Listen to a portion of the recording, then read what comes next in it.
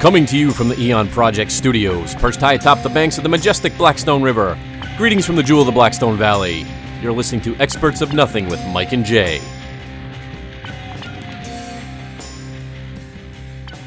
Oh, hey there. Hey, how you doing today? What's going on, buddy? Oh, it's been a while since our last show. Yeah, what happened? We had a break. We had a little break. Summertime. Summer, we went on family adventures. We went on a family adventure individually. Yeah. And then also we confluenced. Right, unbeknownst together. to us, we happened to be in the same place at the same time. Which is synchronicity at its best. It was, yeah. And, I wanted to discuss a little bit about that later. Oh, okay. But yeah, we had a little bit of a break. We played a couple of our older shows. Well, one of our older shows. We did, yeah. A tribute to Mr. R. Gary Patterson, the rock and roll historian who passed away recently. Great guy, fountain of rock and roll knowledge. Yeah, and he was great guest on the show that we had a number of years ago. Very enlightening. We talked about the Beatles' death clues. You know what was extra cool about him? What's that? He was very accessible. Yeah, because he's done world famous radio programs. Yes. He's done TV shows. He's written books. Mm-hmm. And I just emailed the guy, and he gave me his phone number, and I called him up. Yeah, and he was on the air. Yeah, he was. That didn't take much at all. That was cool. I just want to apologize in advance. My voice is a little off this week. I'm feeling a little under the weather. I was wondering why you sounded like Barry White. But I'm soldiering on. Why do they call it under the weather? Is anyone's voice ever over the? Or is anyone feeling? I'm feeling over the weather. Well, if you're today. under we're on Earth, right? So the weather usually is above us. Yeah, if weather's below you, you're either in a plane, right? Or so if you're under the weather is just coming down upon you. Where did that phrase come from? I don't know. But it's funny you mentioned that. When I was on vacation, there was a book of common everyday phrases and their origins. Oh, those are always interesting to me. In the vacation home, and I was reading it. It was interesting. Were there any that stuck out to you that you can recall at this time? No. Oh, okay. I put you on the spot. I know. You did. Sorry about that. So what are we talking about this week? So this week we got a couple of different topics, and I don't think they could be even.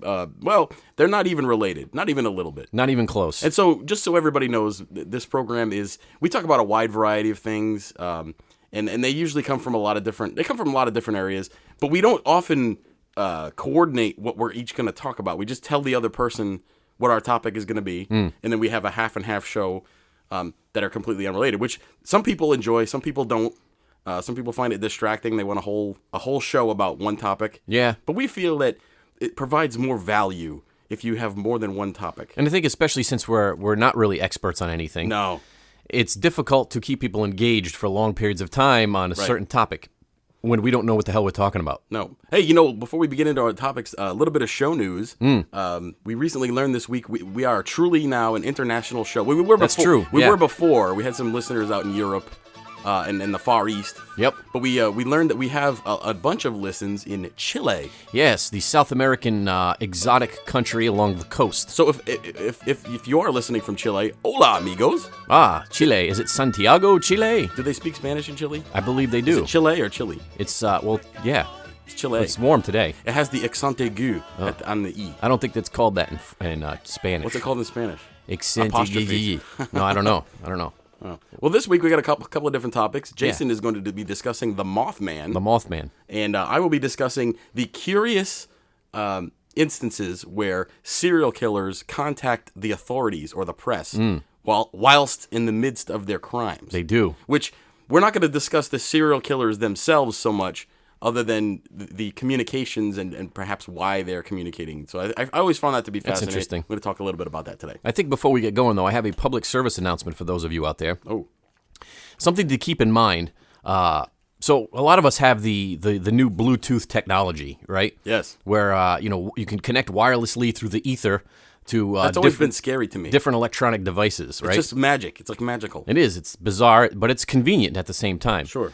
So I have the Bluetooth connection in my vehicle, right? Uh-huh. Where you connect your phone and you can communicate via the speakers in the car and all that stuff. Yeah, so like when a phone call comes in, it just you just speak into the air and exactly, it goes, okay. Exactly. Yep. But something you need to be quite aware of when this is occurring is you need to know who you're talking to, and you need to know That's always beneficial. You need to know the volume at which you're speaking. So I've noticed that the speakers, people have a tendency when they're speaking on Bluetooth to crank it, to yell real loud. They turn the radio up so everything is blaring. You can hear it through the vehicle, right? And you can hear it on the outside. So let me ask you this: yeah. if you turn the volume up, the call coming in is louder, but is your voice also as loud on the other end?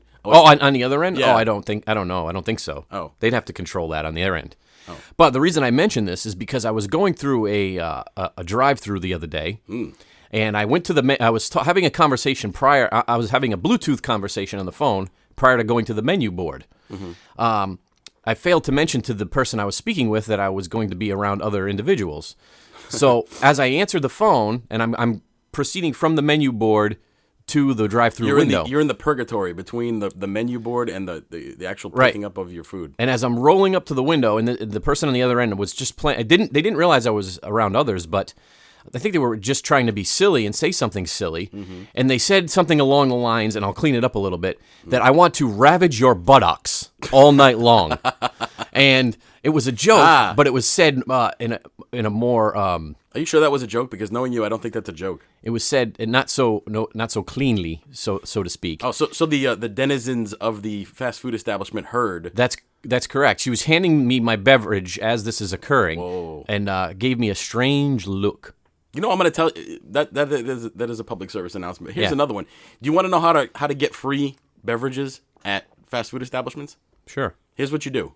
All right. Don't do this. Don't do it? No, don't do this, but you could do it. Okay. So basically what you do is every time you go up and you order your food, let's say you order a combo meal, and you get a beverage with that.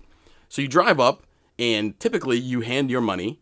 As you're handing your money, whether it's in the form of cash or a credit card, if you hand them a fake credit card or somebody else's credit card or an expired credit card or whatever, they give you the beverage right away whilst they process the sale. Yeah. You could just peel out and have a free beverage. Well, here's what happens. That's happened to me before. Oh. And not intentionally. There was an issue with the card for some reason, or the machine that they were swiping the card with. So you were already in possession of the beverage and your card did not go I was through. in possession of the beverage, and I thought I was going to abscond with That's the right, beverage. you're a thief. She forced me to give it back. Of course you have to give it back. You didn't pay for it. But I had taken possession of the beverage. Did you take a I sip already out of it? de-sheathed the straw. It was out of its sheath. And I inserted the straw into the beverage. Well, and wow, she made me give it back. You've committed a theft act, sir. A 5-cent beverage, she made me give it back, which she would probably was just going to she throw threw it out away. anyway. Well, she's not going to. Well, who knows?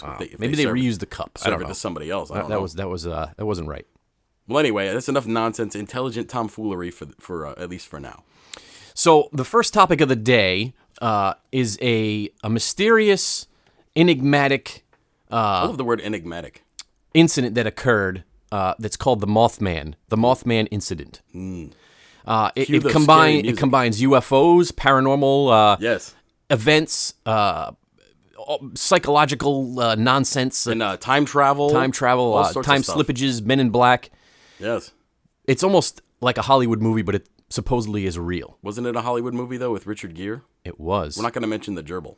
No. Anytime anyone ever mentions Richard Gere, they mention the gerbil, which is a completely nonsense story, by the way, that never happened. West Virginia, 1966. For 13 months, the town of Point Pleasant is gripped by a real-life nightmare, culminating in a tragedy that makes headlines around the world.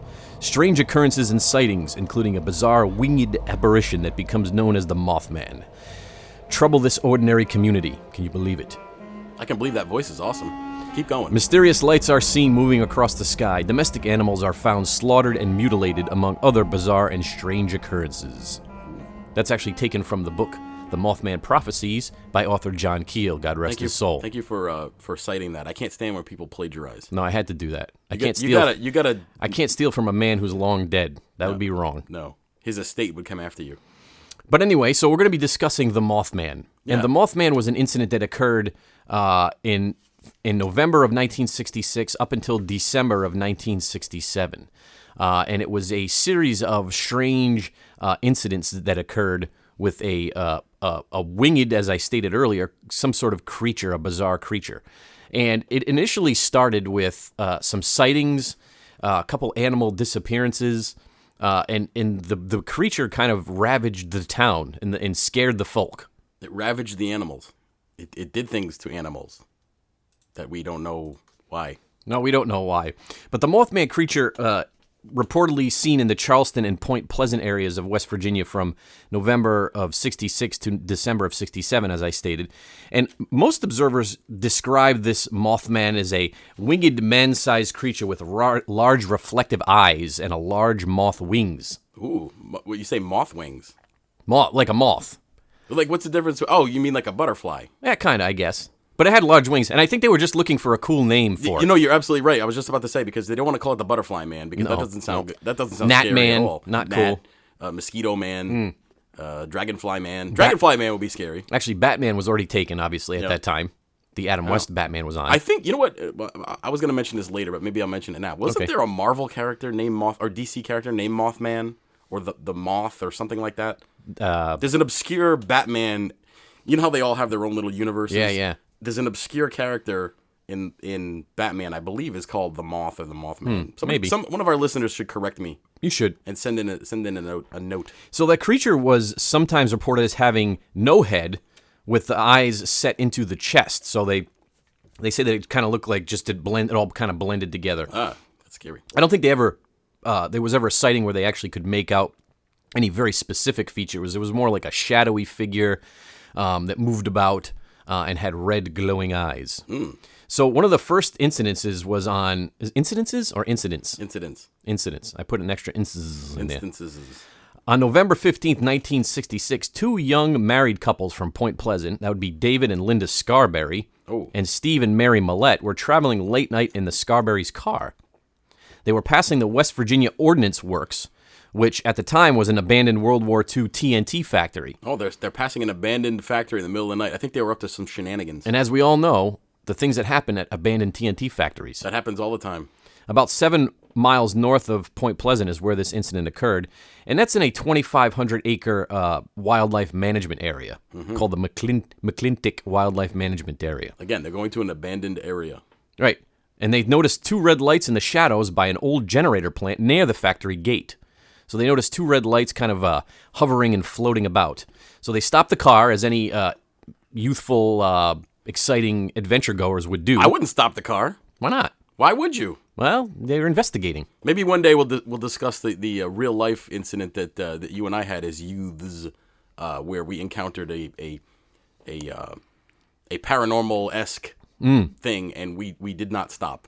We didn't stop. No. Well, we had to do a quick turn to get out of there. Yeah, we'll discuss that another time. Sorry. So the lights that were they thought the lights were coming from the red eyes of a large animal, and it was shaped like a man but bigger, maybe 6.5 or 7 feet tall, with wings folded against its back. And that was according to Roger Scarberry, who witnessed this. Now, it was the 60s, keep in mind. A lot of drugs floating around. A lot of strange hallucinogens. Yep. People would just clamber through the wilderness and eat bits of bark on the ground to see what would happen. So maybe that's what happened. I don't know. But I'm going to cite the book called Alien Animals by Janet and Colin Board.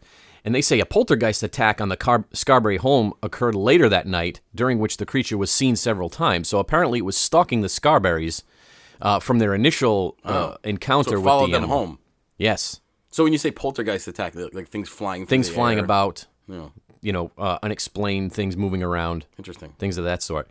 But, obviously the word of the creature spread quickly because the Scarberries, they went ahead and started telling people what they saw. And so on the 16th of November, the townspeople were armed with various weaponry, and they began looking for the creature. Like pitchforks. And Yeah, it torches sounds and like stuff. a Frankenstein movie. Yes. They must go get the monster. Mm-hmm. Why do they always pick pitchforks? I know that, not too many pitchforks lying around these days. You can find one in antique stores every once in a while. I guess it just goes to the, the farmer, the average everyday man. I suppose.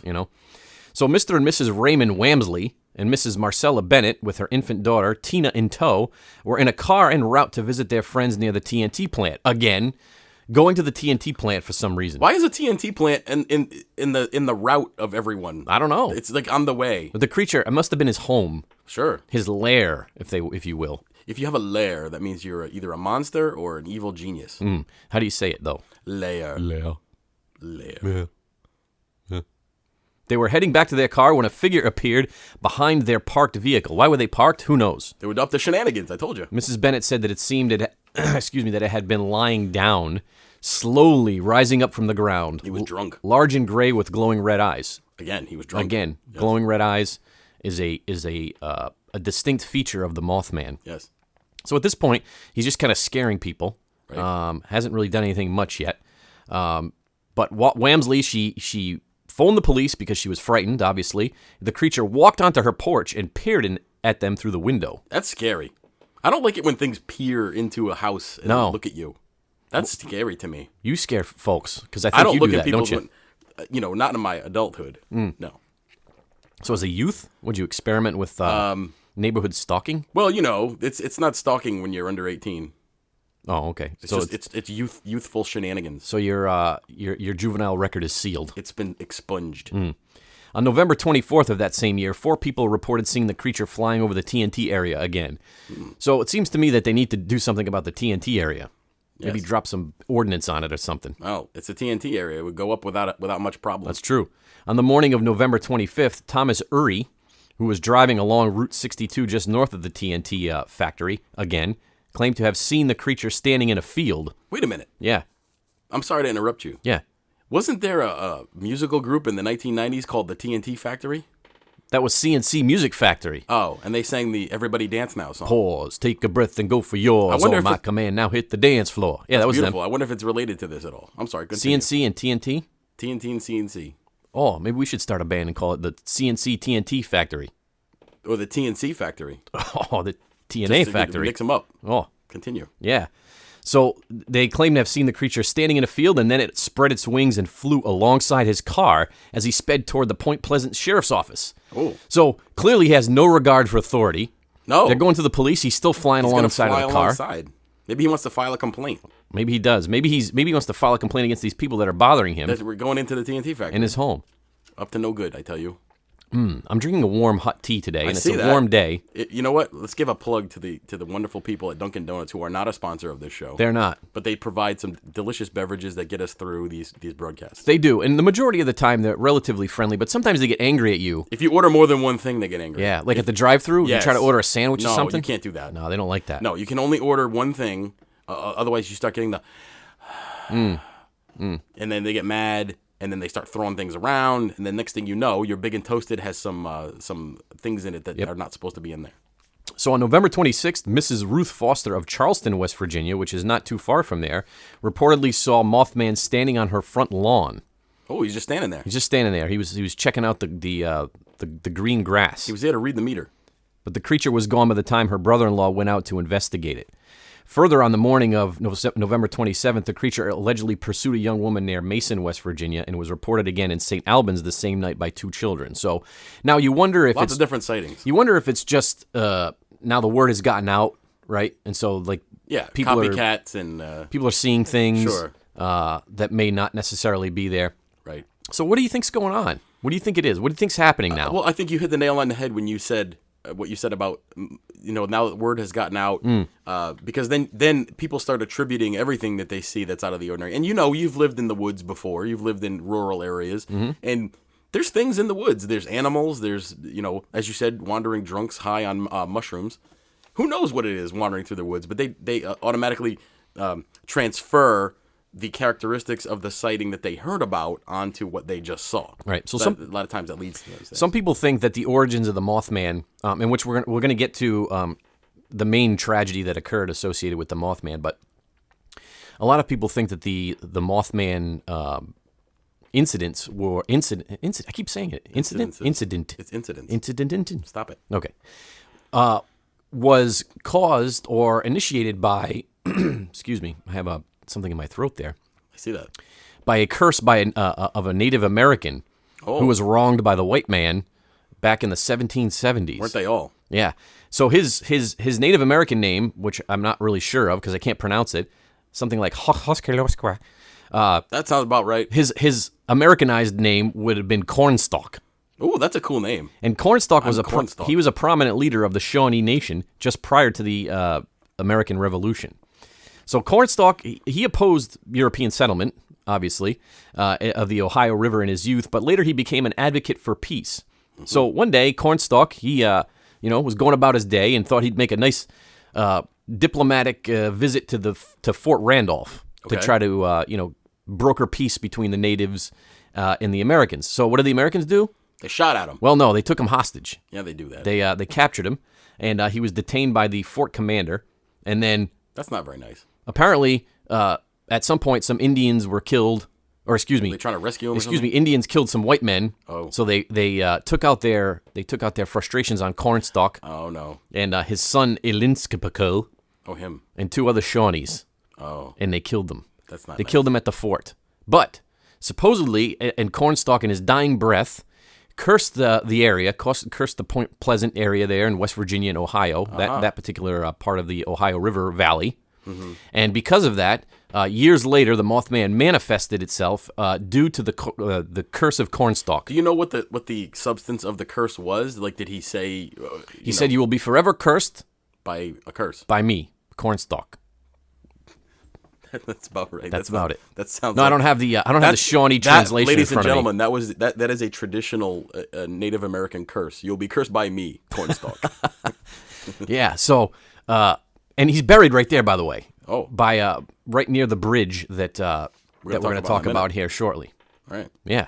Well, that's interesting so far. It is. Anything that can be related to a Native American curse is always interesting. There's lots of those floating around. There's lots of them. And you know what? You know what also I find is an interesting phenomenon amongst people is that everyone thinks, if you talk to every person, they think that they have a Native American ancestor. Everybody does. Everybody's part Indian. But I know some legitimate Native American folks who are very, very proud. They're very proud people. Yes. But as you state, I think everybody thinks that they have Native American in their ancestry, and a lot of them don't.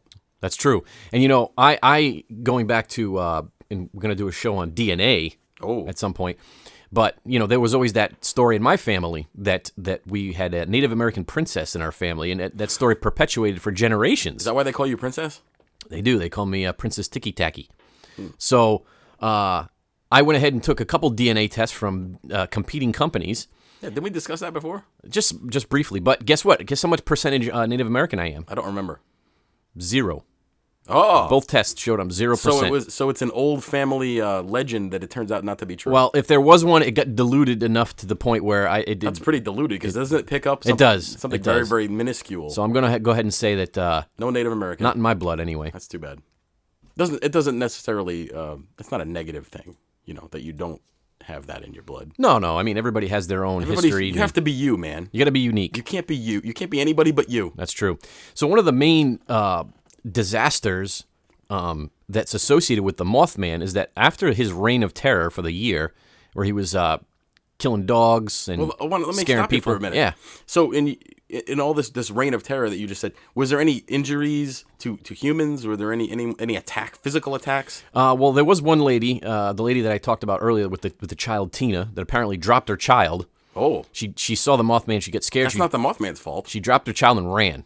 And as we all know, did she throw the child at the Mothman as some sort of sacrifice? Either that or she was trying to fend him off. I don't know. No. But when you wing a baby at something, we all know that dropping a child is never good. No. And so she must have truly been frightened. Sure. There was some, like I said, animal mutilations. There was a guy named Merle Partridge, who of the Partridge family. He was one of the early witnesses to the Mothman. Apparently, the Mothman came. He heard some noise. He went outside. He saw the Mothman. He got scared. Oh. His dog was out there. He ran in the house, left his dog out. Left the dog to fend for itself. There's a common denominator in all of these stories. Everyone is a coward. So Merle ran inside, grabbed his shotgun. Oh, he went to go grab a gun. He did. He barricaded himself in his house, and then he stayed there all night. And then when he went out looking for his dog again, it was gone. The dog was missing. And then I think like a week later, there was a mutilated dog found on the side of the road. Was it that dog or another dog? It could have been Merle's dog. Could have been another dog. Who knows? You know what? This whole thing sounds like it's an animal. Because like a bear or like some sort of large mammal. Well, that was one of the theories, is that it was just the misidentification of a known animal. When you think about the circumstances, you know, it's an animal that's attacking other animals. Most wild animals don't attack humans unless the human is threatening to it or to its young or something like that. True. They said that some people thought that maybe it was the misidentification of a sandhill crane. A crane, like a bird? Yeah. I don't think sandhill cranes eat dogs. I don't know if you could. I don't know if you could confuse the two. Could you? Probably not. Especially if it's flying along the side of your car and it's like trying to attack you. Maybe there's a species of flying bear that we're just not Imagine that. Flying grizzly bears. I wouldn't leave the house. No. You imagine that? Flying grizzly bears? You know what's even worse than that? What's that? Sharknado. Yeah, that would be bad. I wouldn't leave the house for Sharknadoes either. No. So on December 15th, 1967, towards the end of the reign of terror of the Mothman, the Mothman was, obviously, like I said, he was spotted several times that year. And there was a bridge that it spanned the Ohio River, connecting West Virginia and Ohio. This was called the Silver Bridge. And on that day and date of 1967, there was a tragedy that occurred. The bridge was choked with traffic. People going from one side to the other, traveling about. Popular bridge. Getting back and forth, getting across the river, because, they weren't using barges to get traffic across. So the people were traveling, going about their day, and then suddenly the Silver Bridge collapsed. Ooh. It collapsed under the weight of all the vehicles and people. Apparently there was a fault in a structural fault that caused the collapse, but people believe that the Mothman brought upon it's going back to Cornstalk's curse. Oh, so the Mothman caused the structural damage to the bridge. Possibly. Or isn't it possible that the Mothman, in its sightings, and given the fact that it didn't harm any people, was actually trying to warn people about the impending That's an interesting theory. damage? It's an interesting take on that. Yes, and then that's why the Mothman was there as a harbinger of doom and also a warning. Why couldn't he just rent one of those planes that you see flying in the sky that have the banners With the behind banner, them? yeah, you don't see those too much at the beach. You see them. Yeah, you see those a lot. Do you think they're effective advertising? People look up. I know I do. They look up, but do you ever Do I ever go to? I don't. You ever go to Pete's Taco Stand or something like that? I'm not a big fan of advertising in general. As a matter of fact, if something is irritating, like if there's a commercial that's irritating, I will purposely never go to that establishment. Yeah. You know what's an annoying commercial? And if you're in the area, if you're in this local area, you'll know what I'm talking about. It comes on the radio. It's the commercial for the Block Island Ferry. Oh, the Block Island Ferry, yes. Come away to Block Island. And it's like some sort of pseudo like it's a reggae- calypso Yes, song, and yes. you're like, and the steel drum is playing, and you're like, what are you doing? You can't tell if it's a woman or a kid. This is New England. This is Block Island. It's not It's not the Caribbean. tropics. No, it's not. No, It's you're annoying. absolutely right. And as a result, I will never go to Block Island. And the Block Island Ferry is not something you want to be upon either. I've never been on the Block It's Island crowded. It smells like diesel fuel. Ooh. It's there's drunken folks everywhere. I've been on the Long Island Ferry, which is actually really nice. The Long Island Ferry. Oh yeah. Yeah, it takes you all the way from Connecticut to Long Island. Saves the traffic from driving all the way. You know, if you had to go to Long Island, Right, for you have to something. go all the way through Connecticut and around the tip. That's there. correct. You got to go through the city. Yeah. But if you take the ferry, you don't have to. Oh, so you drive your car right on the boat, huh? So yes. So if the Long Island Ferry is listening, we are accepting sponsorships on this show. So 46 people died on the That's the not Silver Bridge collapse, and only actually 2 people were never recovered. They recovered 44 of the bodies. So 2 people somehow got swept away. That's terrible. Or perhaps the Mothman came and took them back to his lair. Interesting. Yep. So that's the end of the Mothman. So what are some of the theories, though? What do you think? Again, I feel like based on what you've discussed and what I knew about the Mothman going into it, that it's probably an animal, a large animal that's probably not often found in that area, and as you said, misidentified. As you well know, that at night, certain animals' eyes reflect light. Of course, yeah. And can sometimes appear red or yellow or some sort of weird color. Cats, when you see a cat, in a tree line or something like that at night, it looks like you don't know what that is. Yeah, You see the eyes. That sounds reasonable, but I tend to believe that it was Cornstalk. Yep. I think it was Cornstalk coming back from the beyond, To take revenge for his unfortunate nickname. from the great beyond, and he was taking out his frustrations after years of lingering in purgatory, and finally came to be and scared the people. There's a lot more to this story than we've had time to discuss today. As a matter of fact, if you've ever seen the Mothman Prophecies movie, which is a terrible movie, by the way, It's not good. and it's got all sorts of time slips and confusing visuals, and it's just not a good movie. But apparently there were some Men in Black sightings, and we're not talking about the Tommy Lee Jones, Will Smith terrible Aliens movie from the 90s. which would have been more fun. But that phenomenon goes back before the movie. Actually, that's where the movie got its title from, I believe. Yeah. Well, the Men in Black have been associated with UFO sightings for years, and that goes back to the 40s. So there were some at least 1 or 2 known Men in Black sightings in the Point Pleasant area during that time. Just a quick take on that. I know the show's not about the Men in Black, but I've done a lot of reading and research on the Men in Black. In all likelihood, Men in Black is probably just a generic term that they give to investigators from the government. If you've ever met investigators from the government, they're all very similar. Right. They have very professional mannerisms. They obviously they dress nicely because they're trying to look professional, and the way they go about their business is very matter-of-factly. And I think that has translated into their creepy Men in Black. Could they be aliens? Could they be whatever? I think they're just people that are looking into things that are going on. I see. And they're just that's what they're taking. That makes at, sense. You know. But they always say they tell people, hey, don't tell people that you spoke with us. Don't tell people Well, you that's saw what they us. say. They say. Yeah, Who knows what supposedly. they're actually saying? Who knows? Maybe they're door-to-door vacuum salesmen. Brush salesman. Could I be. had a door-to-door salesman the other day. I hope you told them to go.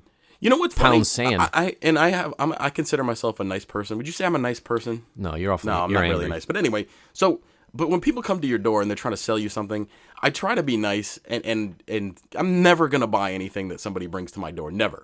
But I try to be nice about it and say, no, thank you, I'm not interested. But the people, they refuse to take no for an answer. They do. They stand there and keep you talking, and eventually I lose patience and start, look, dude, you need to go. Yeah. Because I'm getting antsy with you standing here. So normally I will never answer the door, but They see, what do? You hide? You hide underneath the windows? I stand there. The door's closed. Oh, and you I just stand stand there there? and I stare at them through the door. But Does that work? no, a couple of years ago, right? So we're coming back from a vacation, and it was a long trip, and I had a lot of supplies in my vehicle, and I was unloading the vehicle. So I was a busy character, and I seen a guy coming down the street. He looked a bit shady, but he was going door to door trying to sell certain things, right? Yep. So of course he comes up to me as I'm unloading my my accoutrement He was trying to be very personable. back into the house. Yeah. No, at first he started out nice, but then when I told him no, thank you, I'm not interested, and then he kept pursuing it. I said, listen, bud, nice try, but I'm good, right? Yep. So he didn't take the cue. No, he starts to storm away down the street, but as he does, he turns and he starts cursing at me. What? And he's calling me names. you kidding? Names I can't repeat here on the Eon Project. Wow. I'm sure you've been called worse. So, and he started to get real angry, but he continued in a forward direction. So I went ahead and called the authorities. Oh. So the Narc. the police showed up at my house, and I told him what he did, right? So apparently he didn't have a permit to be going door to door. So my next question was going to be, don't you need a permit these do. days to do that, right? You do. So what they did was they took the young man and they put him in the back of their vehicle and they drove him to a seedy section of another town and dropped him off. They didn't beat him first? Nope, they didn't beat him. They didn't put the boots to him So before I don't they know let what him out? happened to that guy, but He never came back. he didn't come back. So you got what you wanted. So here we are once again at the halfway point of the show, 32 minutes and counting, actually, as I look at my timer. Oh. And we always like to do change things up. We like to do a little segment in the middle of the show to kind of break up the different topics at hand. We break up the topics all the time. We do break them up. So we always like to try different things. We've done some readings. We've done some musical numbers. Personals from Maine. We've done some personals from Maine. So this one is kind of along the lines. But as we stated earlier on previous episodes, we're cultured men here.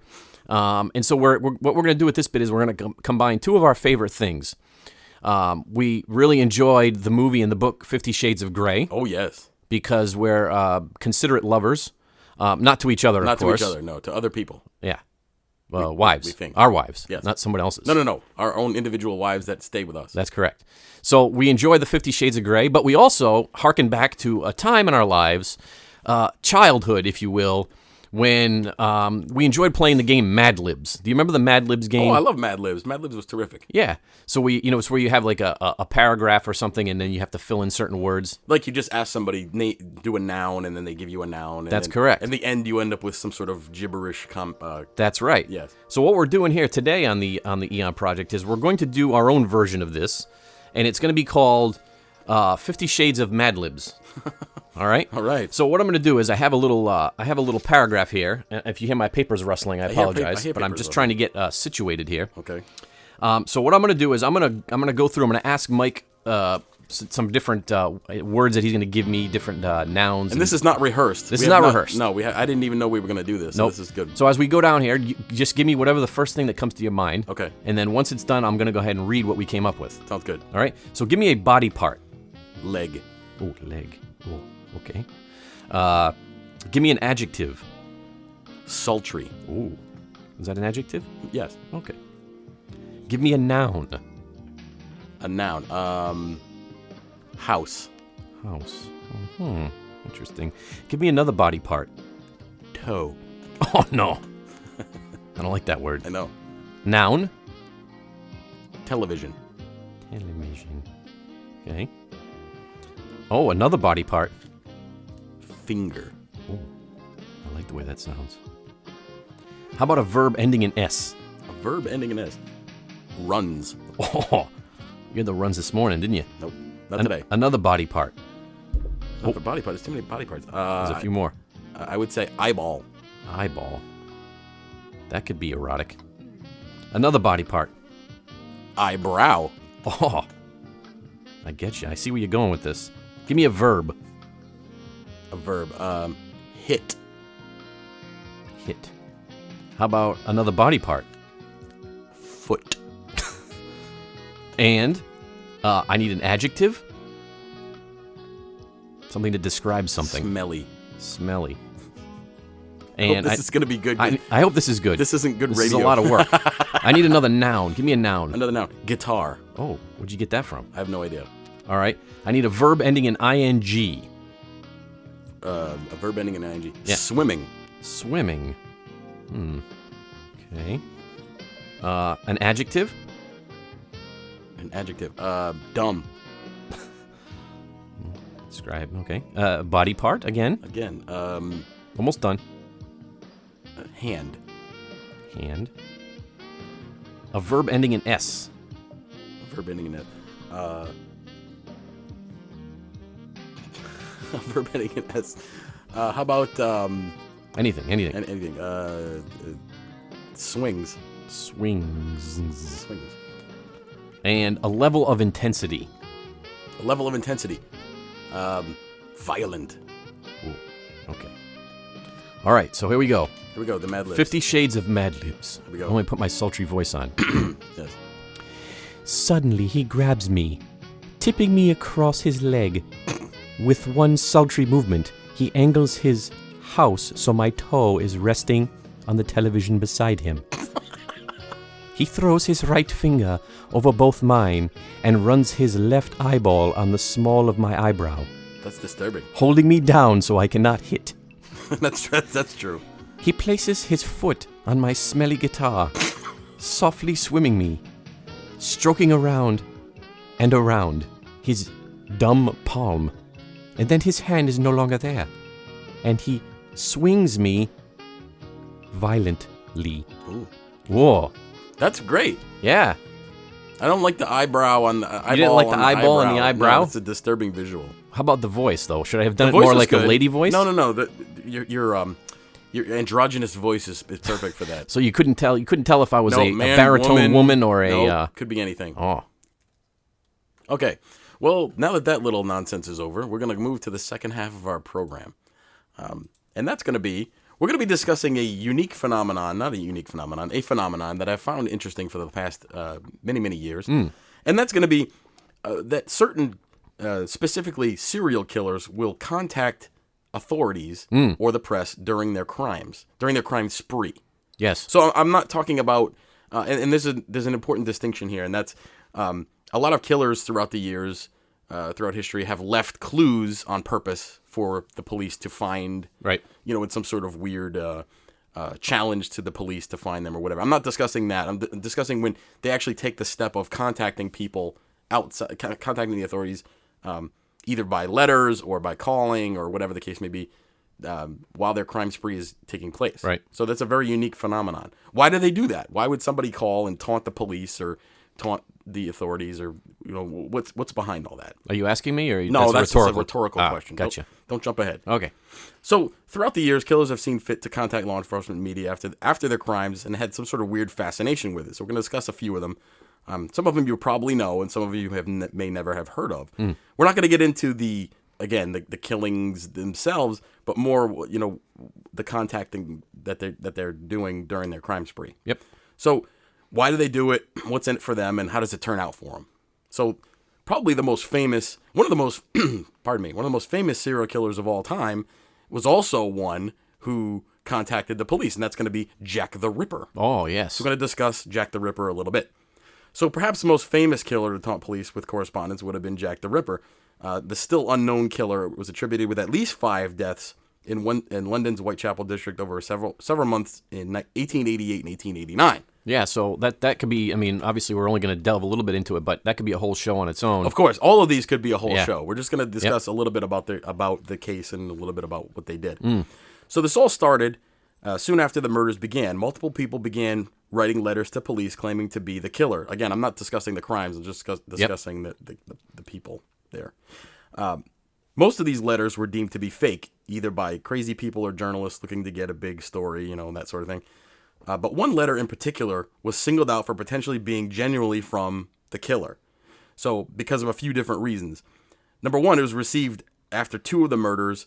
Well, let's say, just to give you a time frame, it was received after 2 of the murders and about a month after the first murder happened. Mm-hmm. It's actually become known as the Dear Boss letter. Have you ever heard of this? Oh, yeah. Okay. I'm not going to read the whole letter, although I do have a transcript of it. Oh. I'm going to read parts of it. And it's called the Dear Boss letter because it's addressed to Dear Boss. Yes. This was received by a newspaper at the time. Mm-hmm. So it's entitled, Dear Boss, I keep hearing the police have caught me, but they won't fix me just yet. Going on. I love my work and I want to start again. You will soon be hear of me in my funny little games. I have saved some of the proper red stuff in a ginger beer bottle over the last job to write with, but it went thick like glue and I can't use it. Obviously, he's referring to blood. Correct. He collected the blood. That's right. Red ink is a good enough fit. Ha ha. He added ha ha. He's a comedian. He didn't do LOL? No. So here's where it gets interesting. So the next job I do, I shall clip the lady's ears off and send to the police officers just for jolly. Wouldn't you? No, I wouldn't because that's sick. Keep this letter back. Here's what's important. Keep this letter back till I do a bit more work, then give it out straight. So he's basically saying, hold on to this letter. Yeah. I'm going to do something to prove that this letter is exactly. real. He wants to prove that he's the one that's actually sending this. It's not a hoax. Correct. And then he signs it, yours truly, Jack the Ripper. That's where the name Jack the Ripper came from. It was from this Dear Boss letter. Before that, it was just known as the Whitechapel Murderer or something. You know, I find that interesting because a lot of the modern serial killers are given names by other people. That's correct. This guy gave himself a name. He gave himself a name. And boy, he picked a good one. Well, Dennis Rader ended up giving himself a nickname to the BTK killer. Bind, torture, kill? Yeah, we're going to discuss him very briefly later, but not too much. So what's interesting about the letter, obviously, like I said, it's the first time that he gave himself a name, Jack the Ripper, but also because he says, keep this letter back until I do a bit more work. 4 days after the Dear Boss letter, a postcard was sent to the Central News Agency in London in what's believed to be the same handwriting as the first one, saying, I was not codding, which I guess means kidding, codding. He was not a good speller either. Oh. Dear old boss, when I gave you the tip, you will hear about Saucy's Jack work tomorrow. Double event this time.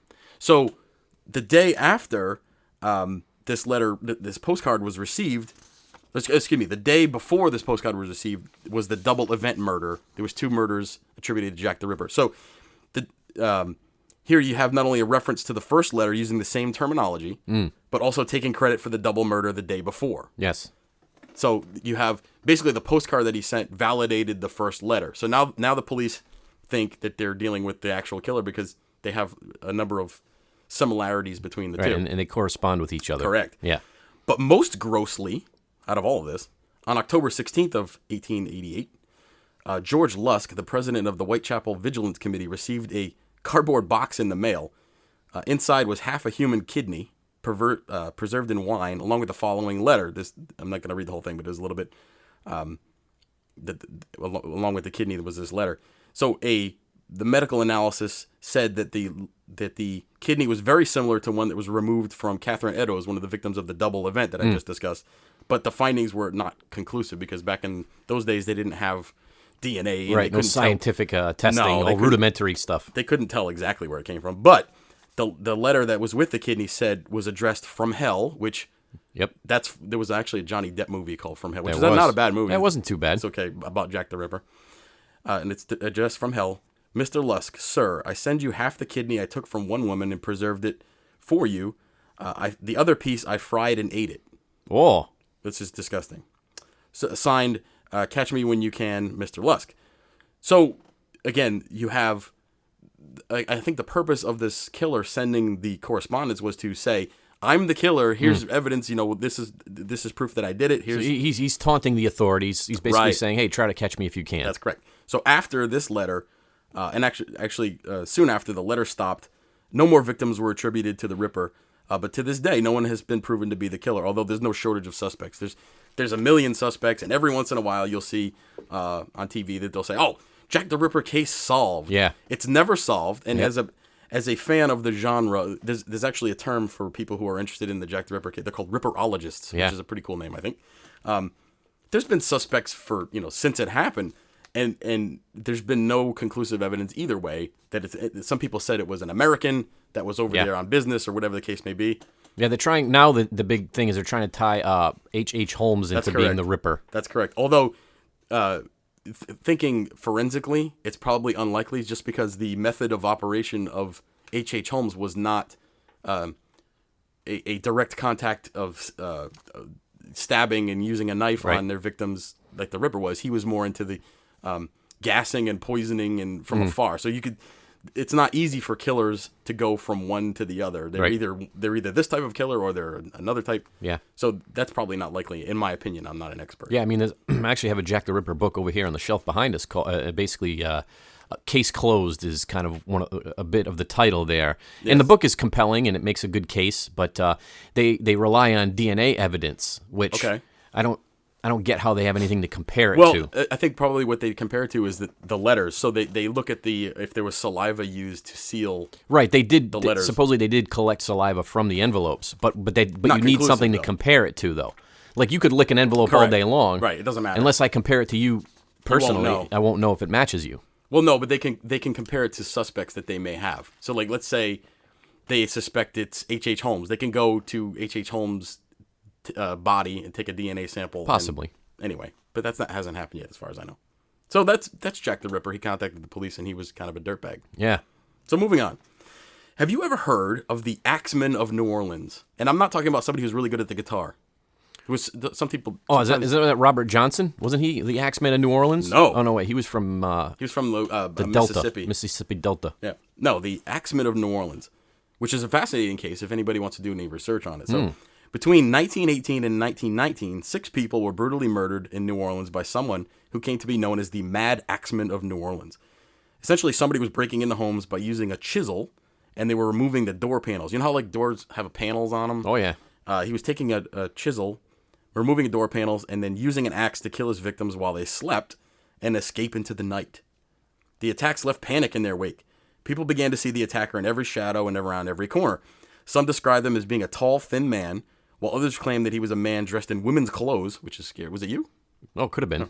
Still others claimed that the killer was a woman, or that it was a man but was a midget, because they were able to get into such small spaces. Ah, so they carve a little hole and they crawl through That's correct. That's how he was getting into people's houses. I'll tell you what, a killer axe-wielding midget. That's scary as hell. That is scary. I don't want any part of that. Yee. Otherwise, how could they fit through the small hole, as I said? Others whispered even stranger tales that perhaps the killer was not of this earth. A vengeful spirit, perhaps, or even the devil himself come to earth to punish New Orleans for its sins. Yeah, we all know the things that go on down there. Creepy enough, right? But this killer also sent letters to the police. Why not? Actually, this one didn't go to the police. It went to the media. Oh. And it was addressed, again, from hell, March 13th, 1919. And it's addressed, and this one is actually, I can't read the whole thing because it's a very long, and this letter was written by somebody who had a very, their bent was very mysterious into the occult, and it references a lot of esoteric subjects and stuff, and I'm not going to get into all of that, but it's addressed to esteemed mortal. Oh. Meaning that he's probably not immortal. Yeah. Right? They have never caught me, and they never will. They have never seen me, for I am invisible. Even as the ether that surrounds your earth, I am not a human being, but a spirit and a demon from the hottest hell. I am what you Orleanians and your foolish police call the Axeman. So he's acknowledging that he's the Axeman. And he's trying to build himself up more than he is to frighten people even more. Yes. When I see fit, I shall come and claim other victims. I alone know who they shall be. I shall leave no clue except for my bloody axe besmeared with blood and brains of he whom I have sent below to keep me company. So this references an ancient belief that some people have, that if you kill somebody, whether it's in battle or in murder or whatever the case may be, they become your servants in the afterlife. Have you ever run across this theory before? No, but I'll tell you what, I just heard a word that isn't used nearly enough anymore. What's that? Besmeared. Besmeared, yeah, you don't hear that too much. So, again, the letter is long and lengthy, and I won't read the whole thing, but this is an interesting part. So, he continues. Now, to be exact, at 12:15 earthly time, again, insinuating that he's not of this earth, next Tuesday night, I'm going to pass over New Orleans.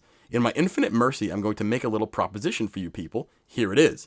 I am very fond of jazz music, and I swear by all the devils in the nether regions. Like below the belt? That's what I thought. Oh. Every person shall be spared in whose home a jazz band is in full swing at the time I have mentioned. if everyone has a jazz band going, well, then so much the better for you people. It's like the jazz version of Passover. Yes, exactly right. Yeah. One thing is certain. That is some of you people who do not jazz it up on Tuesday night will get the axe. Oh my God. Scary, right? I'll be jazzing it up like crazy. So that Tuesday, people started blaring jazz music. Clubs stayed open late. There was basic hysteria. Everybody was blasting the jazz music in the hopes that they would avoid the... That's a good ploy to get people to play music. So what do you think happened that night?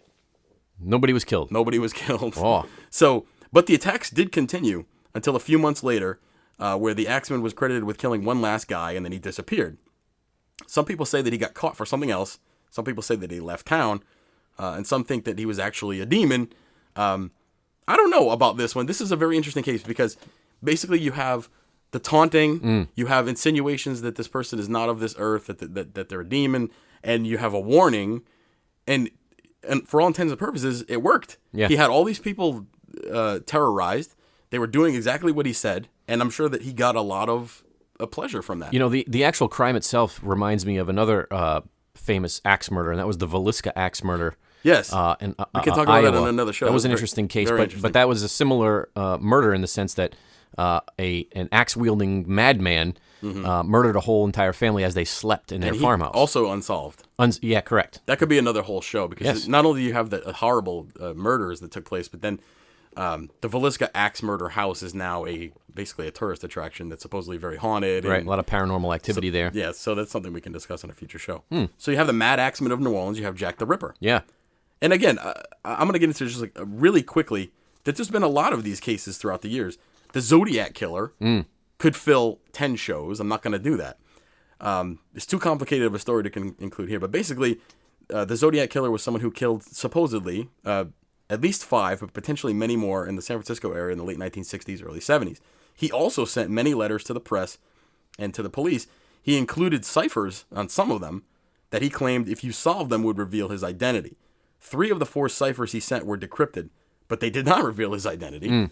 The fourth one was never solved. Did you know that there was one of the Zodiac Killer's ciphers was never and I guess it took them some serious doing to be able to figure it out. It was pretty complex, I believe. Well, one of them was solved by a history teacher, and then another one so they weren't solved by the police. A lot of them were solved by independent people who were looking into it. He used like a substitution cipher, and then there's a couple of actually there's a very good movie called Zodiac starring Jake Gyllenhaal. It came out in 2007, I believe, and it's got a number of stars in it. Robert Downey Jr. is in it. It's got a bunch of people like that. It's a very good movie. It's long. It's about 3 hours, but it's definitely worth viewing if you haven't seen it. Covers the Zodiac Killer in depth. Yes, Hollywood style, though, of course. Covers it. Yeah, it covers it in depth. It actually gives some suspects, and it leaves you, as you say, it leaves you thinking that it's one person when it actually may or may not be that person, but that they framed the movie to look like that. I see. So that's the Zodiac. The BTK killer, Dennis Rader, sent police letters taunting the police. You know, I read a book on Dennis Rader, and man, what a twisted individual. Yeah. And you know what fascinates me? Not to cut you off. What fascinates me about serial killers in general is that how they go from a lot of times they go from nothing in terms of like committing these crimes, right, to like at some point something sets them off to the point where they're going to kill people, right, and then they develop their individual and signature style around that. Now you've read about the BTK killer. Isn't it true that had he not contacted the authorities, that he probably would have never been caught? There was certain things that he said in his letters that led police to find him. He became more and more brazen in his letters to authorities. Right. He basically bagged himself. Mm-hmm. Yeah. Again, another similar. Ted Kaczynski, the Unabomber, who killed, I think he killed 3 or 4 people. Hey, good show, documentary coming out on Unabomber on Discovery Channel next week. Really? Looks pretty good. Ted Kaczynski, the Unabomber, went for years without being detected, and the only reason he was caught was he sent this huge manifesto to newspapers that he said that they needed to publish or he would blow more people up. They published it. And one of his relatives saw the writing and said, "Hey, that sounds like Ted." Yeah. And turns out it was Ted. You know, there's not enough manifestos generated these days. I haven't written a manifesto yet, but I may. You should. Son of Sam, who we discussed on a previous show, also sent letters to the police. The DC snipers, John Lee Malvo and John Allen Muhammad, Yep. Left death cards at the scene. Did you know that they left death cards? and also sent letters to authorities. So, why do these killers feel the need to contact police and or the press? Is it a need for attention, as some people claim? Do they need the sense of superiority that they get from taunting the authorities? Maybe they feel like by sensationalizing their crimes, they can terrorize more people, as you mentioned earlier. Or are they just trying to insert themselves into the investigation? What's the reason why they feel the need to contact? If they really didn't want to get caught, wouldn't they just stay below the radar? One of the theories is that they eventually do want to get caught, right, to stop their own reign of terror because they don't know how to control their emotions, their desires to kill people. So that's one theory. The other theory, very psychologically advanced theories of why people do these things. But like you said, an air of superiority, like I'm so good that you'll never catch me no matter what I do or what I say. Right. Well, it worked out for a couple of them. Yeah. Never caught the Axeman, never caught Jack the Ripper. So it didn't work out well for some of the others. There's a number of, I forget what the actual statistics are, but active serial killers operating in the country as we speak right now. Yeah, I think they said between 25 and 50 in the United States alone. That's a lot. And considering that they're unknown. And then I've always we've discussed this off the air before, but if somebody was smart enough to simply change their method of operations, then their killings could go unnoticed for many, many years because it just keeps changing. Yeah, I mean, there probably are some throughout history like that, but I think the majority of them, part of their psychological profile is that they get wrapped in a certain methodology, right, and that's what they do. That's what they're comfortable with. Well, just like the average person, like you have your own habit and way of doing things, like certain ways that you get up in the morning, you go to the bathroom, you have your own routine. Yes. I do have routines. You do. Yeah. Yeah. Much to the detriment of my family, who have to go into the bathroom after I've been in there. They don't like that. You don't like let me ask you this. Do you, after you've, relieved yourself in a, take care of my business in a solid fashion, do you like to spray the floral arrangement around the bathroom? Sometimes I find that the floral arrangement makes it worse. It does. The smell of poo and potpourri. Poo and chrysanthemums. I won't mention him lilacs. I won't mention him on the air, but I used to have a roommate back in my early days who was a nice guy. Very nice man. Yep. However, had this terrible habit of these horrible bowel movements that he would take. Okay. And then after he was done, he would gargle with Listerine. So when you go into the bathroom, you would smell this horrible mixture of just poo and Listerine. And I think I know who you're referring to. Whenever I smell Listerine to this day, I think of that individual. Was didn't he spend hours on end in a bathroom? No, that was somebody else. That was somebody else. No, This is we won't tell who it is. Okay. But anyway, so that's serial killers. Why they contact the police? We may never know. We may never know. And I mean, like we can delve into each one of these cases more in depth because I find them quite interesting. Sure. Certain aspects and certain serial killer cases. Yes. Yep. So before we wrap it up today, as I believe we're coming to the end of the program, I want to be able to give out the website. Yeah. It's TheEoNProject.com. Yep. It's TheEonProject.com. Also, you can contact us at TheEonProject@yahoo.com. We love to hear from you. Feedback, guest suggestions, whatever the case may be. We're working on some cool stuff coming up. We're looking at revamping the website a little bit. We got some guests that we're trying to line up right now to expand the horizons of the program. That's true. We're slowly growing each and every day. Every day. Slowly, mind you. Yeah. But you know what? Like Mike stated at the beginning of the show, we have some international listeners, which we certainly appreciate, and plus all the listeners across the United States. And there's a few states on the map yet that we've yet to tick off, which I'm trying to Idaho. Get on it, Idaho. Trying to do that. So if you know anybody that lives in a different state than you do and you're listening, then send it out there, and I'd like to get some clicks and listens all across the world. And we also appreciate ratings on iTunes, on the iTunes store. Every time you give us a rating or somebody gives us a rating and they give us a review, it actually increases our visibility. More people are able to see the show. We're going to be able to do more and exciting things with the program. Yeah, and we're going to send prizes out. You know what? We are working on potentially having prizes, giveaways, branded merchandise. And if you're someone that has had a paranormal experience or knows somebody or has some good, interesting, mysterious stories that you'd like to share with us, we'd be more than happy to put you on and talk to you. Right, not just ghosts or anything like that, but UFOs, any type of esoteric subject that you have experience with. Don't feel intimidated. I know we come off as really, really intelligent. All the time. We know everything about everything. Yep. And it's tough to hold a candle to what some of the things we do here. But let it be known that we welcome all comers. Yeah, if you want to talk about something that you're interested in, maybe you've done some research on, you don't have to be a published author or anything like that. Definitely not. Let us know. We'll have you on the show, and it'll be very fun and exciting. That's right. So what are we going to talk about next week? Oh, you know what? We don't know for sure, but we'll tell you this. Because of the fact that we missed last week, we're going to be putting out another episode here very shortly on top of this one. Yeah, we're going to do a bunch in a row. We're going to try to keep cranking them out and hopefully not dilute any of the content in the process. Every week is radio gold. Gold. Yep. So remember, until next time, the truth exists. Believe it.